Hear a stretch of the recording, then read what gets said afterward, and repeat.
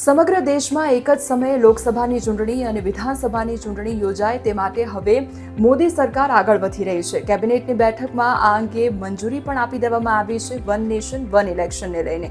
હવે તેનો અર્થ સમજીએ તો હવે અત્યાર સુધી લોકસભા અને વિધાનસભાની ચૂંટણી અલગ અલગ સમયગાળા દરમિયાન થતી હતી, પરંતુ જો આ નિર્ણય લેવામાં આવ્યો છે તો હવે આવનારા સમયમાં એક જ સમયે લોકસભાની ચૂંટણી અને વિધાનસભાની ચૂંટણી યોજાઈ શકે છે અને ત્યારે તમામ જે મતદારો છે ત્યારે એક જ સમયગાળા દરમિયાન મતદાન કરશે અને આખી જે ચૂંટણી પ્રક્રિયા છે તે એક જ સમયગાળા દરમિયાન થશે.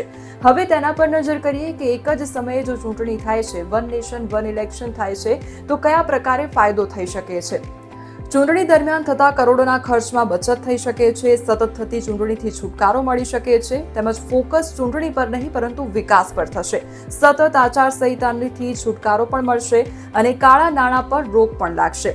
આ સિવાય જો નજર કરીએ તો અત્યાર સુધી આઝાદી પછી 1952, 1957 અને 1962 તેમજ 1967માં લોકસભા અને વિધાનસભાની ચૂંટણીઓ એકસાથે યોજાઈ હતી, પરંતુ 1968 અને 1969માં ઘણી વિધાનસભાઓ સમય પહેલા વિસર્જન કરવામાં આવી હતી. એ બાદ 1970માં લોકસભા પણ ભંગ કરી દેવામાં આવી હતી, જેના કારણે એક દેશ એક ચૂંટણીની પરંપરા તૂટી ગઈ હતી.